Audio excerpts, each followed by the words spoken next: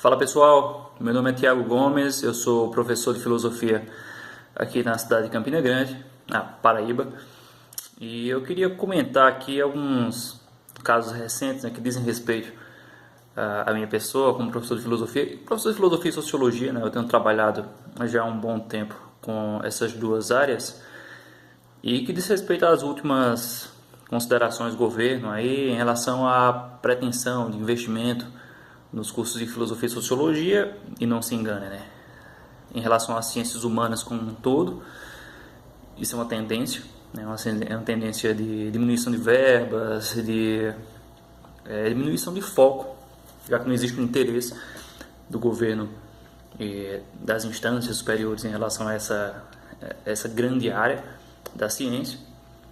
E eu queria comentar, já que eu tenho sido, na verdade, nos últimos anos, professor de ensino superior, trabalhando justamente com ensino de filosofia e filosofia da educação. É uma área que sempre me chamou a atenção em termos práticos, Eu sou apaixonado por essa área, o que significa, no final das contas, ensinar filosofia.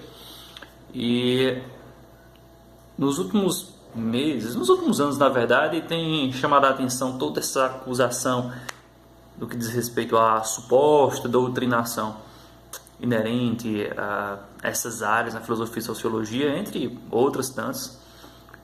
E é interessante assim, observar o que é, ou pelo menos se questionar, o que é o ensino de filosofia. O que configura ensinar filosofia? O que é ensinar filosofia? Dentro dos próprios cursos de filosofia, os alunos e professores debatem pra caramba isso, não há um consenso em relação ao que significaria o ensino de filosofia, com que finalidades, mas, na verdade seja dito, para aqueles que vão do ideal à prática, o ensino da filosofia tem por objetivo simplesmente ensinar a ler e escrever. Parece bobo, mas levando em conta todas as acusações, inclusive pretensões governamentais em relação àquilo que deveria ser um bom ensino, se a gente leva em consideração o fato de que filosofia ensina a ler e escrever, simplesmente, perceba, simplesmente estaríamos um passo à frente de qualquer outra disciplina, E eu não minto para vocês, É esse o foco do ensino de filosofia. É esse o foco de se debater um texto filosófico. Não existe, ou pelo menos não existe a priori, outras finalidades que não ensinar a ler e escrever. Se o aluno é obrigado a ler textos de filósofos, textos inclusive muito densos, aprofundados, enraizados, envolvidos por terminologias técnicas extremamente densas, complexas, você pode ter certeza que a última coisa que está acontecendo ali é que o aluno está aprendendo a lidar com a leitura, em última instância, num processo avaliativo, com a escrita. Ou seja, com o estudo da filosofia, o aluno está aprendendo a ler e escrever, essencialmente. Eu diria até, e eu sou realmente bem pretensioso nesse sentido, que filosofia ela é um componente, não vou dizer que é uma matéria, mas é um componente curricular em termos práticos, que é muito mais eficiente que uma simples matéria de redação, se a gente for analisar. Porque o que é que um professor de filosofia faz quando vai corrigir uma prova? Ele vai corrigir a argumentação do aluno, a estrutura lógica desse texto, como é que o aluno consegue abordar uma determinada temática, qual é a capacidade de leitura de um aluno em relação a um certo texto selecionado ali nessas questões, como é que o aluno conseguiu lidar com esse desafio que foi interpretar um determinado filósofo. As convicções do aluno, meu amigo, pouco importam. Ninguém tem consciência de qual é a convicção alheia. Não existe isso, é uma baboseira. Isso é coisa de gente que não entende nem o que é um processo educativo, como é que alguém formula certas convicções. Porque é óbvio que o aluno traz consigo, traz de casa uma infinidade de virtudes, de valores, de deficiências também, de vícios. Em última instância, se o aluno vai aprender ou extrair alguma coisa nos textos filosóficos, isso no final das contas diz respeito ao próprio aluno. eu posso obrigar um aluno a interpretar um texto de Marx segundo um ponto de vista, né, digamos assim, eu vou pensar aqui num ponto de vista bem idiota. Eu posso tentar obrigar um aluno a interpretar um texto de Marx, mas vamos ser sinceros, né? Isso vai mudar a convicção do aluno em relação a quem é Marx, se ele já tiver um preconceito formulado em relação a Marx? É claro que não. É claro que não. Isso é idiotice. Isso é coisa de gente que não consegue, nem entende qual é o processo, o que é que se dá no processo de leitura e escrita. Será que o aluno vai surtar lendo um texto de Bakunin, um texto de Rousseau? Isso aí não faz nem sentido.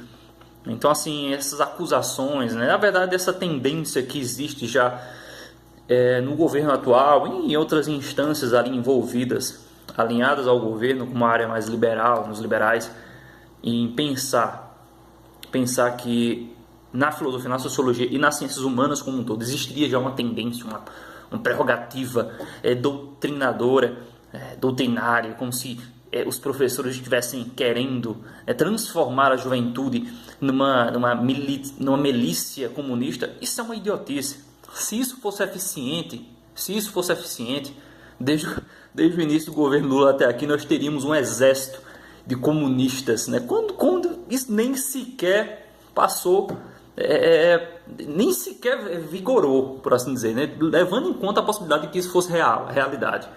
Assim, isso é tão irreal, isso é tão ficcional, que não chegou-se nem perto. Pelo contrário, a gente tem hoje em dia uma juventude infinitamente mais conservadora, infinitamente mais liberal. E por quê? Talvez até por causa da própria filosofia. Talvez até a filosofia tenha contribuído, pode ter certeza, a filosofia pode ter contribuído determinantemente. Eu nem tenho nem dúvidas quanto a isso. A filosofia contribui, porque a filosofia não possui não é apenas o aglomerado, a reunião ali de teorias progressistas de esquerda. A filosofia não tem partido, ela não tem lado, né? É uma busca, no final das contas é uma grande busca pela verdade. E, consequentemente, a filosofia possui de todas as mais variadas vertentes éticas e políticas. A gente pode ter, de um lado, Marx e Rousseau, mas do outro lado, do lado mais liberal, você tem um Adam Smith, né, como economia, ou John Locke, liberalismo puro. Do outro lado, você ainda tem conservadores, pensadores, inclusive, muito alinhados ao conservadorismo, como Durkheim, Weber, por que não? Né? Já na sociologia, você pega Nietzsche, tem aspectos conservadores fortíssimos também, né? É um pensador problemático. Então, ali no século XIX, quando se vai discutir o que seria conservadorismo, liberalismo, progressismo, a gente tem todas as vertentes muito bem definidas, e o professor de filosofia, a função do professor de filosofia é orientar o aluno a ler essas vertentes, com suas possibilidades, com suas virtudes e com suas deficiências, com seus vícios. Quem define, no final das contas, quem acredita ou não em uma determinada linha de raciocínio é o aluno. O que é que o professor pode fazer? O professor não tem esse poder de entrar na cabeça do aluno. O professor não é um mágico, não é nem é psicólogo, não é nem, meu amigo, é uma pessoa capacitada para hipnotizar a cabeça do aluno. É apenas alguém que está tentando ensinar o aluno a ler e escrever. E além de tudo, né, já para finalizar, quando o aluno é obrigado a lidar com esses textos que não são fáceis, com temas muito densos, né, o aluno ele é forçado a compreender certas teorias, não simplesmente julgá-las, né? O julgamento faz parte da vida de qualquer ser humano, mas o aluno ele tem que lidar de forma mais coerente possível, da forma mais clara, ampla e complexa possível, a lidar com esses textos. Primeiramente com uma leitura interpretativa, buscando a lógica, buscando um encadeamento lógico entre os raciocínios ali postos. Em última instância, tentando realmente esclarecer sua compreensão por meio de um texto. Então ele vai aprender a escrever com coerência, não simplesmente de forma aleatória, como é que acontece em redação, não querendo menosprezar, não. Mas redação vai trabalhar apenas as regras ali gerais, que se trabalha a abordagem de um texto, que se constrói um texto de forma coerente. A filosofia está forçando o aluno a pensar a lógica inerente a esses textos, a estrutura analítica de um texto, ou até mesmo, a assimilar certas teses, conseguir compreender as teses, as teorias, as hipóteses que estiveram a rondar a história e conseguir a abordagem de um determinado tema, lidar com esse tema de forma mais coerente possível. Então, o ensino de filosofia nada mais é que um aprendizado de leitura escrita. Não leitura escrita aleatória, mas é um aprendizado de leitura escrita munido de sentido. O aluno não está simplesmente lendo aleatoriamente, sem qualquer finalidade. Ele está buscando ver os sentidos inerentes a certos estudos. Então é outro mundo. É outro mundo. Não é simplesmente abordar certos temas aleatoriamente com uma suposta lógica de um professor qualquer. É abordar determinadas teorias da forma mais coerente possível, da forma mais clara, racional possível. E mesmo que eu não mude minhas convicções em relação ao tema ali abordado por determinado texto filosófico, seja um tema epistemológico, ou seja, científico, mas pode também ser ético e político, no final das contas eu aprendi a lidar com esse problema. Eu enriqueci meu arcabouço teórico, não só cultural, mas além de tudo, teórico, científico, que é isso que a gente está falando. Filosofia é a velha mãe da ciência. Quando você aprende o que é filosofia, aprende a lidar com textos filosóficos, você está entendendo o que é a ciência, antes mesmo do fazer científico. Lembremos aí também que a filosofia é a mãe da teologia. Então, uma coisa que passa despercebida a grande parte da galera que critica a filosofia ela também trabalha questões teológicas, por exemplo. É enriquecido com questões teológicas. Se a gente for analisar direitinho a filosofia medieval, é teologia pura. Teologia pura. Mais de 1000 anos de tradição teológica, abordando questões teológicas, que estão lá dentro dos manuais de filosofia. Então, e aí? Como é que fica? Assim, é isso, né? A essência do ensino de filosofia é leitura e escrita. As convicções. A filosofia ela não trabalha convicções, ela trabalha como chegar, como formular convicções, mas ela não é uma simples defesa de certas convicções. É claro que os filósofos sempre tiveram a pretensão de defender determinadas convicções, mas dizer que a filosofia é uma simples defesa, um simples trabalho em prol de certas convicções, isso é ilusão. Porque dentro da própria filosofia você tem as mais diversas áreas do saber, as mais diversas diretrizes éticas e políticas. A pessoa que defende isso em filosofia e sociologia, não estou botando aqui tudo no mesmo pacote, é apenas uma gama de educativa, formativa, doutrinária, fala da própria ignorância. Porque só no meu âmbito pessoal, o tanto de professores que eu conheço que são liberais, ou conservadores, ou progressistas, ou de extrema direita, ou de extrema esquerda, etc., fazendo jus a desses termos panfletários, é absurdo. Então, a pessoa que defende isso está viajando e está se tornando simplesmente, está fazendo um trabalho sujo de outros.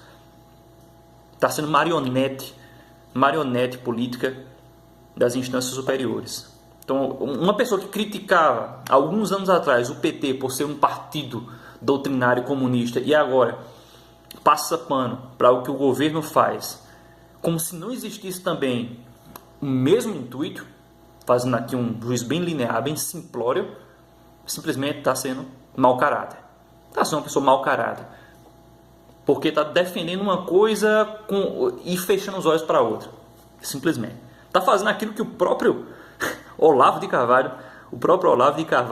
critica, que é você não unir a teoria à prática. Não é isso que ele critica, não é a cena da teoria do Olavo de Carvalho todinha. Pronto, está fazendo o que o Olavo de Carvalho já critica. E detalhe, o próprio Olavo de Carvalho deixou muito claro que ele é contrário, por exemplo, ao projeto Escola Sem Partido, que parte desse pressuposto, justamente porque ninguém tem, na verdade, um conjunto de estudos que comprove a suposta doutrinação política das ciências humanas. Você tem que ter um estudo, a partir de videozinhos online, a partir de youtubers, para fundamentar um projeto de lei, é muita ingenuidade, né? É muita ingenuidade.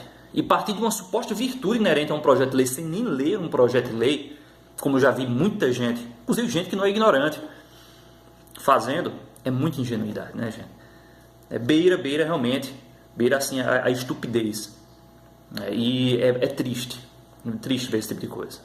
Mas é isso, eu queria deixar aqui algumas reflexões sobre o que é filosofia, o que é ensino de filosofia. Fiquem à vontade aí para depois debater. Um grande abraço, valeu!